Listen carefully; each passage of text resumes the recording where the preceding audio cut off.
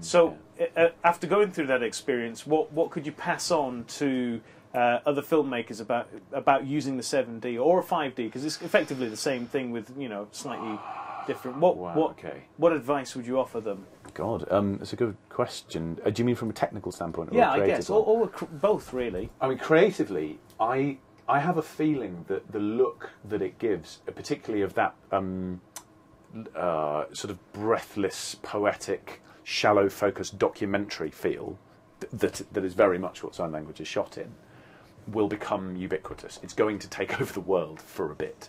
And before very long, everyone will be sick of it. I certainly will be before very long. So I almost would say, you know, it'll give you a look as a piece of kit almost effortlessly. You'll need talent like Anthony has for it to be well framed and so on. But it will give you a particular feel almost effortlessly, which will seem very beautiful. And I suppose my advice to myself is not to rely on that and to not be lazy about that in the future, and to go, this is still something that I should control, unless that very specific look is absolutely right for my story. Right.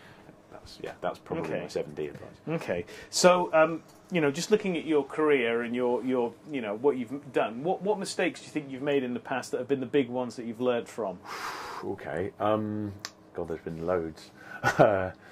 The one that immediately leaps to mind is I did the one I was telling you about where I felt I let myself down a little bit, which I did with Stephen in between our productions before this last one. I decided, given a virtually blank slate of what I was going to do with it, I decided to shoot something in a multi-camera studio, which I had no time to rehearse in. I just had to turn up and do the shoot in a multi-camera studio when I'd never worked in a multi-camera studio before. And it was supposed to have a frenetic feel. It was about an interview that breaks down and goes mental, and someone starts running around and singing a song during this proper interview. It was much like this, in a way. If I started singing a song now, it would be similar, except in a proper, like, TV news studio. And I didn't know that the cameras, obviously I should have realised, the cameras are designed to move smoothly, even when things are going wrong.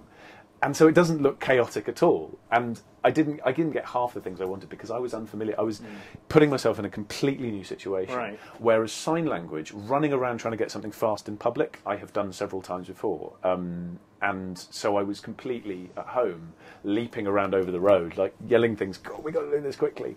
And like making things quick in a roughshod way. Yeah. I sort of had down pat. So I was fine with that.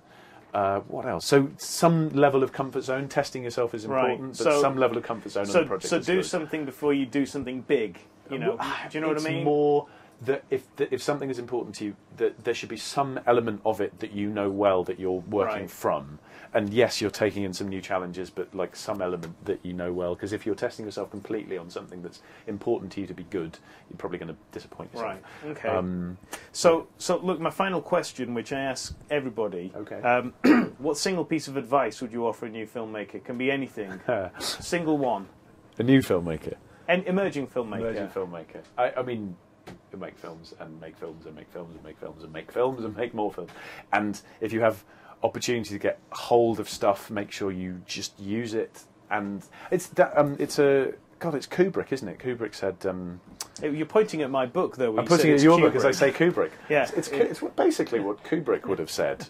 Same thing. I'm happy to say that sort of thing. Kubrick said. It may seem like a stupid thing to say, but it seems to me what a young filmmaker should do is just get hold of a camera and make a film. Right. And he's right, is that you can spend a lot of time fucking about, talking about it and not really doing anything. Right. And it's the cock-ups that teach you. You know, like I said, I wouldn't have made this as well if I didn't think I'd made mistakes on the one before. So get your hands dirty. Just people without dirty hands are wrong usually. Okay. That's someone else has said that.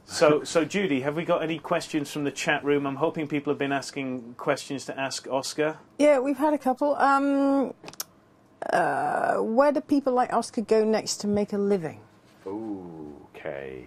So, like a lot of creatives, I teach, which I specifically teach kids how to make films, and I get them to make their films. What kind of age range? Right from primary to late teenage, and sometimes a bit older, so not really kids by that point. And at first I got into it as a lot of people do, like I was saying, that just because you need to pay the bills, and then I went, okay, no, I'm completely in love with this, because I discovered that just when someone young finds out they can do a thing that I didn't get to find out I could do until I was well into my sort of late teens, early 20s, and they discover they've got a talent for framing, and then they go, how can I take this further, and you can help give them that. It's, yeah, it tears your heart up and puts it back together every time. Fair enough. I love it. Any final questions? What will you do next if you win the 10K? Make a film with it. We said Isn't that part and parcel of that? You have to spend the 10K? No, you don't have to at all. Right, so you could just go on holiday. Yeah, But you're a filmmaker, so why would you do that? The 10K's the short list has been up online for ages. Today they said we will be announcing the winner next Friday. So my intestines tightened up considerably. Right. But they also we were doing quite well in the voting. It's fair to say there were 10 nominees. Our nearest rival had 2,000 votes. We had 6,000, which was nice. That information is no longer online, which scares the crap out of me, because I feel like that's a good excuse for them to give it to someone else. So it's too late for people to go and vote. They can't vote anymore. I wish they could. Today would have been perfect to go, please vote for us. There you go, final day. But it's but yeah, we said to the whole cast and crew when we were crewing up for this, we are entering it specifically to try and raise money to make another film. In fact, do you know what? The reason I entered this, like the very beginning of the story, is being rejected for funding from, the Film Council and things like that. And I keep getting shortlisted and never winning. The last year and a half, shortlist, never win for all sorts of stuff. And I just went, sod it, I'm not going to, instead of applying for stuff now, I'll enter competitions. I've entered other competitions and won them, but they were always worth not any, money. This time I said, I will only enter competitions that have a prize that I can use to spend on a film. So we said to everybody, if we win, we will give everyone who helped £100 as a thank you, which we hope is not completely insulting, and the rest will be spent on this other film, which we've wanted to do for a long time. Fantastic. So, Jude,